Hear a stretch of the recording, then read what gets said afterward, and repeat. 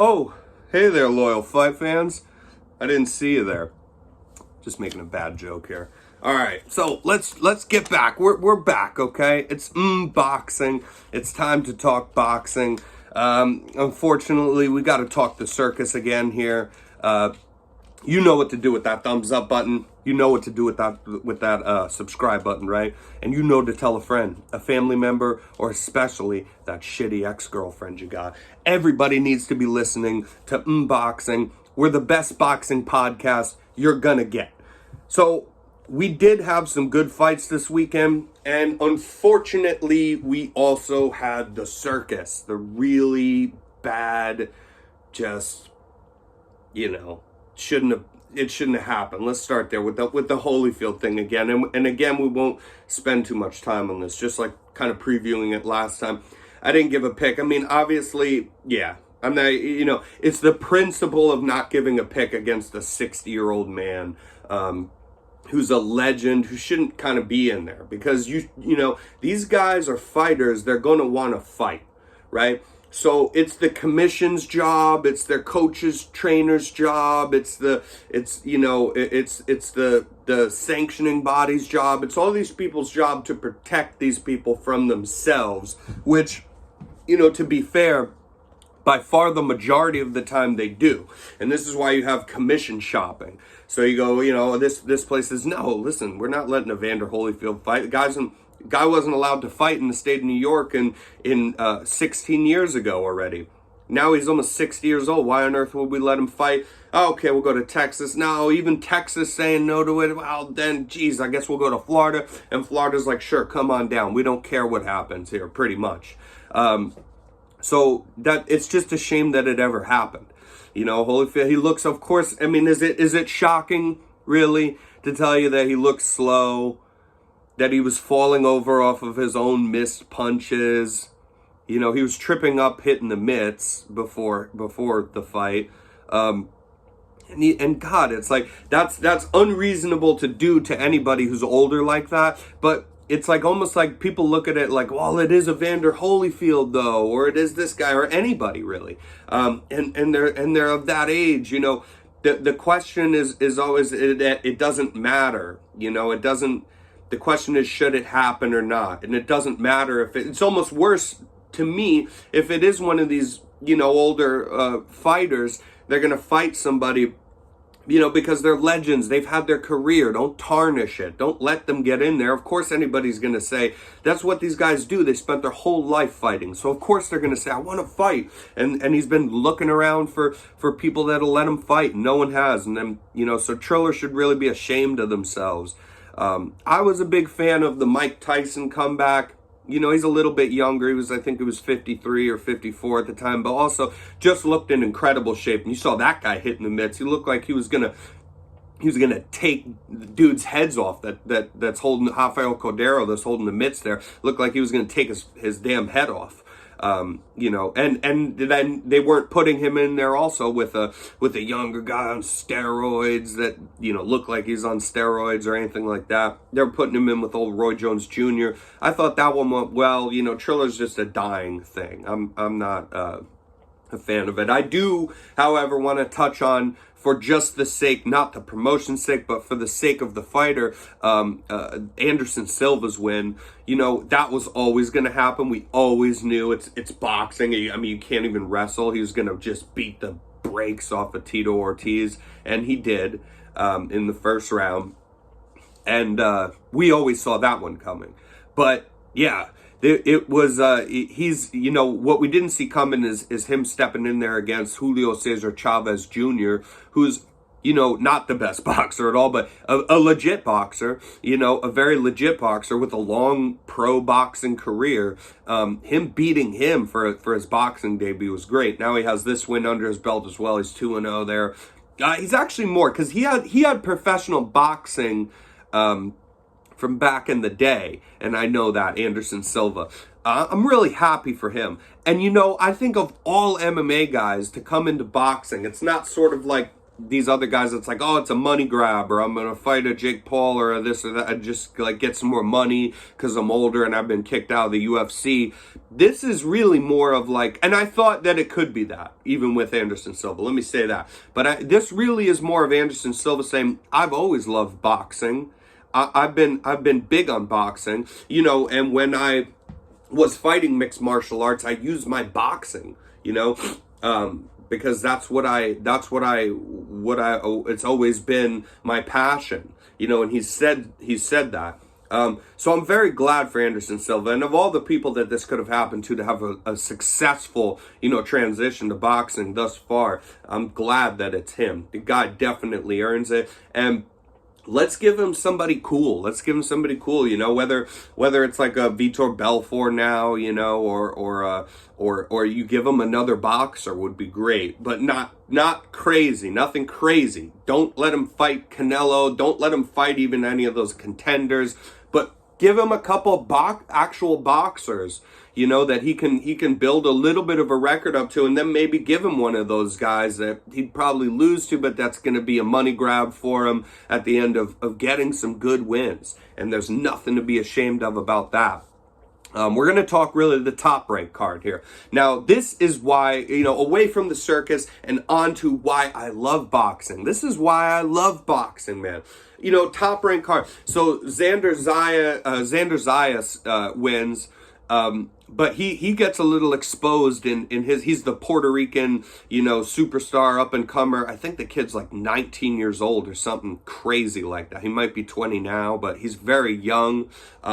He's kind of the next big thing. And he gets a big win in a good step-up fight. I like how they're moving him. This was perfect, and you could see why it was a perfect, you know, next step for him, because he was able to get the win, but it wasn't without, you know, overcoming some things. He was in there against a guy who was very scrappy, who was down to sit and trade with him. And Xander Zayas, you know, showed that he is still young and he's got things to learn, because he got clipped a couple times in that fight. But it's good to see he has a chin. And it's good to see that he, you know, can conquer through adversity. It doesn't have to just be an easy walk in the park. Otherwise, he's quitting, you know. So a lot of potential in that kid. And it's good he got the win. And he was pushed a bit in the fight. So that's all good things. Then we got Angel Acosta versus Nakatani. Now, Nakatani broke this kid's nose. This is just like why I love boxing. It's like stories. And they play this thing for Angel Acosta, who's, you know, his father-in-law had passed away to COVID. He was overweight, a little bit older of a guy, but he was his trainer. You know, his wife's dad, and was his trainer. Always into boxing. I think his wife boxes as well. And kind of was dying and leaving them messages, and on the phone they're showing, he goes, I know you can do this. You know, I taught my daughter everything she needs to know, how she can train you now, and that's what I want, yada, yada. And you get Angel Acosta dedicating this fight to him, and he comes out there as a severe underdog against Nakatani. And Nakatani, a long, rangy Japanese guy, not the monster, no relation to the Nakatani, not Inoue, no relation to the Nakatani that Lomachenko came back in his comeback fight and beat. But another long, rangy Japanese fighter who puts on a pace, who knows how to keep good distance, who knows how to exchange a bit as well in the pocket, but that's really where Angel Acosta wanted to be. Now, he wasn't there. He was on the outside of Nakatani's jab all night. Nakatani breaks this guy's nose, right? They're a couple rounds in, and he gets his nose broken. Now, in the middle, it's not in between rounds. They're stopping the fight several times. The referee is saying, you know, go over there, and they're fighting in extreme heat, by the way, plus 100-degree heat. I think I forget where the hell it was, Arizona or Phoenix or something. It was somewhere. They were fighting in extreme heat in the outdoors. And he keeps bringing him over, you know, the referee, and, hey, have the doctor check your nose, have the doctor. And, you know, his nose is broken. It's profusely bleeding blood. He hasn't won a round in the fight. And the doctor says, listen, it keeps bleeding. We're going to stop it. Obviously, it's going to keep bleeding. He's got a broken nose. But man, this is like the story. I'm giving you guys a story. Then so he's losing. He's like, oh, this is hard. But then they're telling him, we're going to stop this fight. And he knows he hasn't really done anything. They're like, you got to show me something. He just wills himself into the inside, does inside fighting, puts his head down, trying all he can to cover his nose, but he just takes chance after chance of getting slept, right? On the inside, just throwing heavy shots, and he cracks Nakatani a couple times. He shows us something.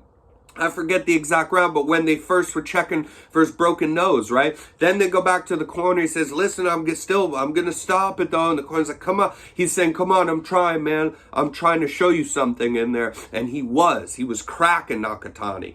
It's a man pouring his heart and soul out is what I saw. And, dedicating this to his father-in-law who'd passed away, had been so inspirational to him. And he goes back out the next round and he's doing the same thing. He's getting in on the inside.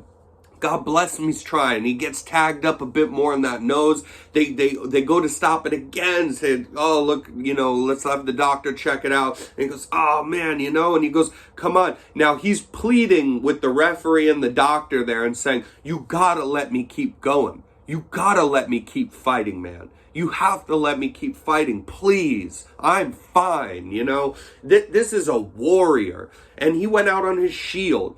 And he convinced them into letting him fight as long as he possibly could, trying. And he had some moments there, in an otherwise dominant performance from Nakatani. He wasn't able to have the moments before the broken nose, but it pushed him to a place where he was trying everything he could and having some success. And that was a great fight. They eventually did stop it because of the broken nose, but not after countless times of Acosta pleading with them to please let the fight go on. And just a good fight and a good story there. Then we follow that fight up with, another heavy favorite, over -1,000 favorite, in Gabriel Flores Jr. And he was taking on Luis Alberto Lopez. I had a bad feeling about this fight. I'm not going to act like a guru because here's the thing. I'll be honest. I didn't bet on Lopez to win the fight because I didn't have that much. But when I'm going through my parlay, I saw Luis Alberto, Lopez. He's a scrapper fighting Gabe Flores, who's a very good defensive fighter. I'm not comfortable with making that. And usually that's what I love in my parlays, right? I love the -1,000s, -1,200s. Not really too much over that because then it's a waste of me. You're not building up much money collecting those kind of fights. But not too crazy under it because boxing, anything can happen. This is a perfect example. I stayed away from that, betting on Flores though, at least in that fight. And look at what happened here. Luis Alberto Lopez didn't pull off a scrappy win or a close one, or didn't come back and find some way to knock the guy out. He owned Gabriel Flores for every round that fight lasted. He was taunting the man in there, he was making him miss, going, woo, and come back hitting him real hard, just nasty shots. And he swelled his face up, cut him, everything under the sun, just owned him. What a performance from an enormous underdog in Luis Alberto Lopez. So that was a great fight. And then we had the Oscar Valdez versus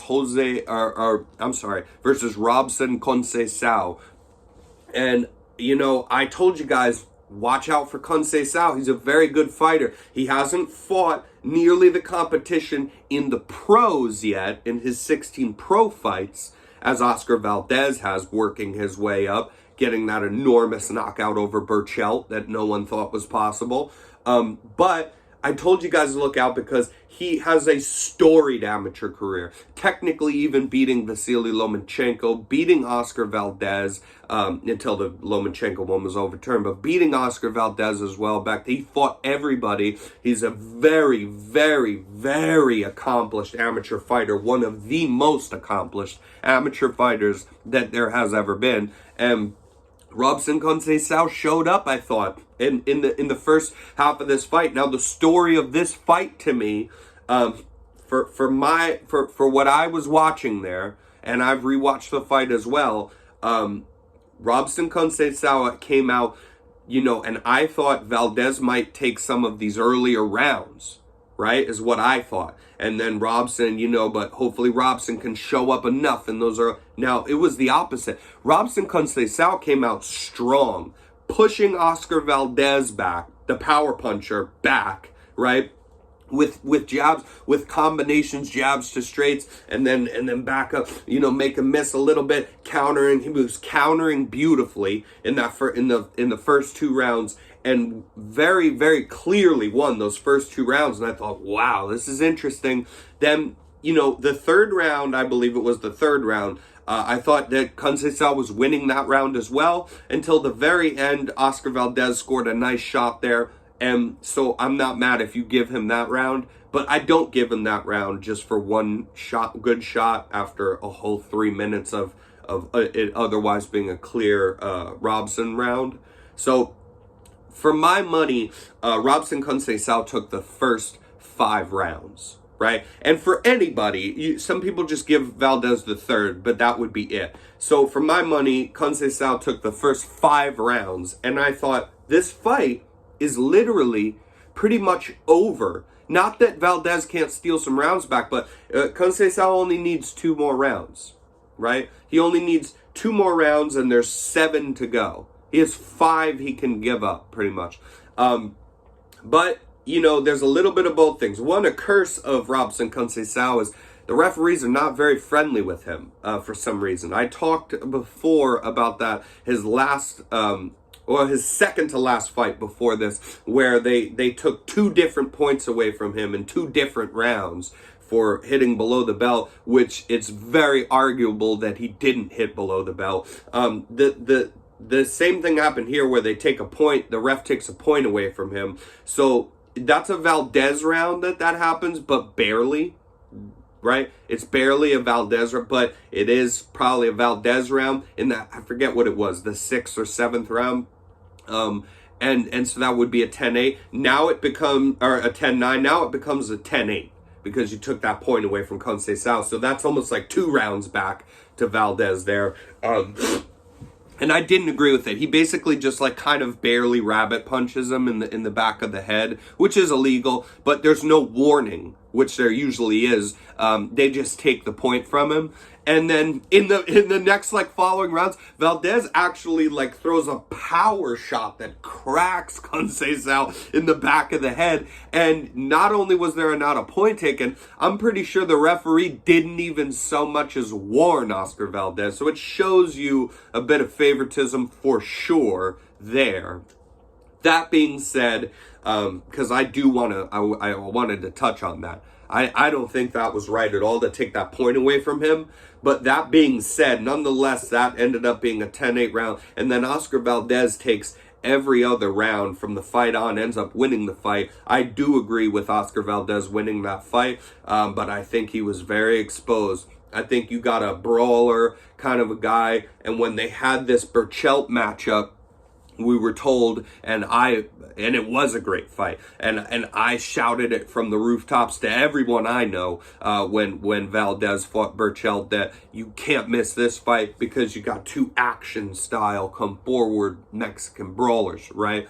And it kind of was that, but here's the deal. This is how Oscar Valdez shocked the world with the Berchelt fight. Is he would, obviously trade with, he countered beautifully throughout the fight, countering Berchelt, knocking him down several times because of beautiful timing and footwork. So what he did though is really just box. And he wasn't backing up and just all the time making a miss, right? But he'd use his footwork when he could, and then he would counter fighting inside the pocket. But usually, so this is how he surprised Berchelt, because usually Valdez is a come forward pressure style guy, okay? So the thing that I think happened here that we saw, where you could say it's a bit of exposing Valdez, is that if you are so not over, see now, Berchelt is overly aggressive, and this has worked for him. So there's nothing I'm going to say, because this had worked for him up to the point. And I believe that Berchelt, if he's fighting again, this will work for him more. He's very good at it. But that being said, he's not conventional style doing things you should, where you lead with your jab, thing like that. He'll like almost end with jabs. He leads with like hooks and looping overhands and things like that when he's coming in. And he'll come in on aggressive, like with hooks and things like that. But Robson Conceição kind of did this the conventional way of coming forward, jab straights when their guard's up and they're backing up. And he made that work. And this is very kind of day one stuff. This is like the way you're supposed to do it. So you don't have to be something special or make something work for you that can't work for most people. This is like the conventional, lead with your jab. And when you're coming forward and someone's backing up, you lead with the jab, follow straights. If they start with head movement, then lead into the hooks and whatnot after your jabs and straights. But I just think if you do that to Oscar Valdez and you make him back up, you make him so where he can't start his own offense. We saw him just be a little bit lost in there in those first bunch of rounds, really. Like I say, you could give him the third, but the first 2 rounds were very dominant for Conceição. And, the fourth, and to me, even the fifth as well were. He just made him look a little lost in there. Now, the story of this fight, unfortunately, is besides that, I don't want to harp too much on I wanted to touch on it. I don't agree with him taking a punch with no warning for slight rabbit punch in the back of the head, and then he gets cracked vicious in the back of the head, and they're like, it's okay because it was Valdez this time. But really, besides that, even with that, the story of this fight is that Conceição gave this fight away. He had this fight in the bag, and if you would have stayed with the game plan, you could have even, I really could see a world where he didn't let Oscar take not but 2 rounds or something in the fight. But not only that, man, if you just stayed with it a couple more rounds to seal the fight up. But he had 5 of those rounds, as far as I'm concerned, and then just let the second half of the fight go. He was making a miss. It was beautiful defensively. It really was, but that's not going to win you fights. We've learned that from Rigondeaux and people like you got to do more than that. That's kind of what I said is do some of the defense, but then pick your shots to be aggressive, right? For his game plan. He did that in the first half of the fight, then let it go and just thought, I'm just going to clown, and do make a miss and, do the Mayweather thing. But he just let the fight go at the second half of the fight, which was a shame to see.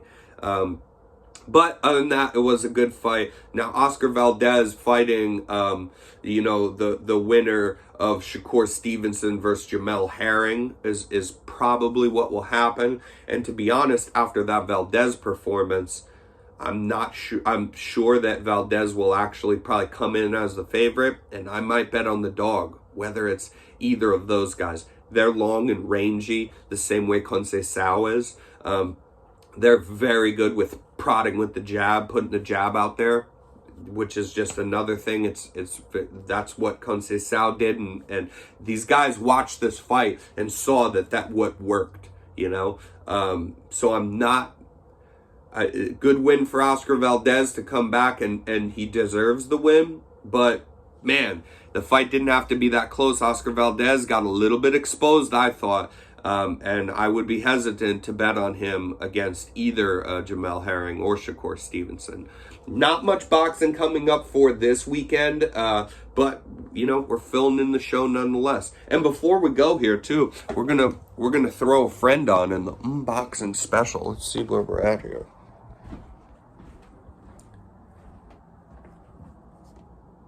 That's the dragon. She's shooting me some smug looks here, just kind of sunbathing. And we might do an episode with her on the old shoulder, the old slizzard on the shoulder. So, yeah. Until next time, loyal fight fans, stay loyal. Tell them to hit that thumbs up button for us, Sliz.